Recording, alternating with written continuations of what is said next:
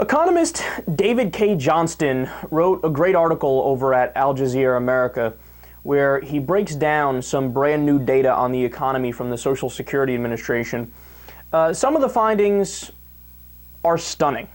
Well, actually, what I should say is that we're used to stunning numbers, so I guess they're not stunning anymore because we've grown such a thick skin to all this bad news. Get this, the median wage. So half of the workers make more than this, half of the workers make less than this.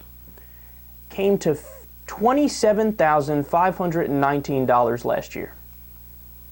So that's down overall from 2011. If you measure it in 2012 dollars, the median wage is down $4 from 2011. 2 years later, we've lost ground. But think about that. 50% of the American public, of the American workers actually, to be more specific, make less than $27,519 a year. That is abysmally low. Not to mention, as we've learned before, the median wage of the middle class has dropped by $4,000 since the year 2000.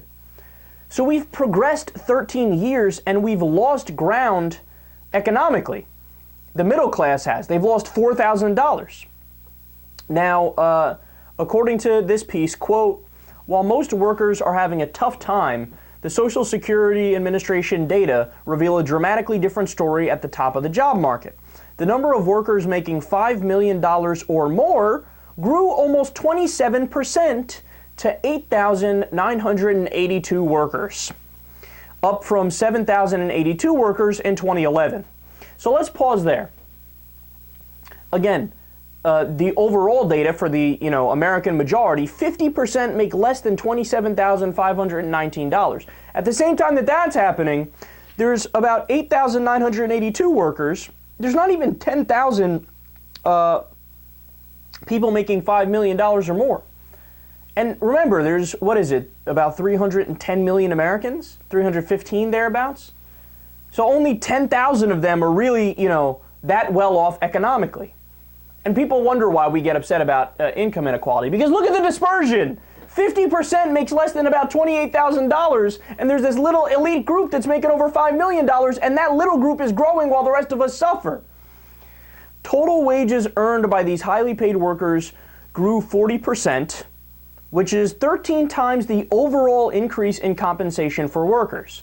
So decoding that, what that means is the rich are getting richer, and the middle class and the poor are getting poorer. Even higher up the ladder, the number of workers making more than $50 million soared even more, from 93 people in 2011 to a new record of 166 people in 2012. Average pay at this stratospheric level grew almost 20%, from $81.4 million in 2011 to $97.5 million last year. So yet again, let me break this down for you. During the economic recovery, in which, by the way, the middle class and the poor aren't experiencing a recovery at all, you know who's getting all the money? You know who's getting richer and actually getting back on their feet? The rich. The rich are getting richer, and then also corporate profits soar. Quote, another big winner in recent data is corporate profits. Thanks to actions taken by the Bush and Obama administrations since 2007, including the bailouts of Wall Street and the auto industry.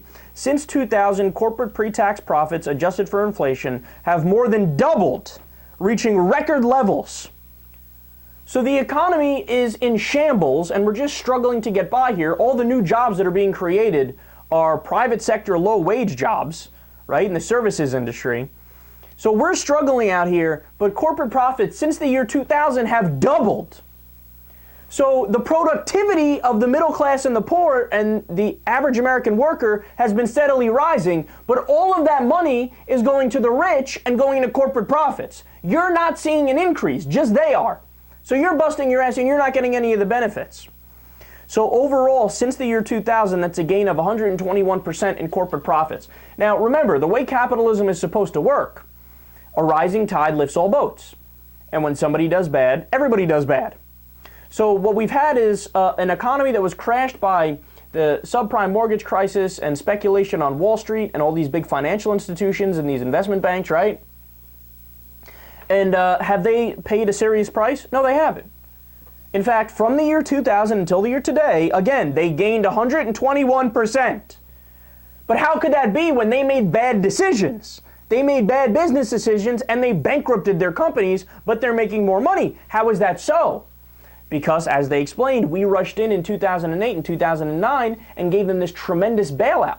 It was our hard-earned dollars, our taxpayer dollars, which we got through our labor. We kneeled down at the altar of Wall Street and handed it over to them and say, here, take a blank check, and oh, by the way, go right ahead and buy some new corporate jets, as Citigroup did, remodel your offices to the tune of millions, give multi-million-dollar bonuses to the same assholes that crashed the economy and their companies.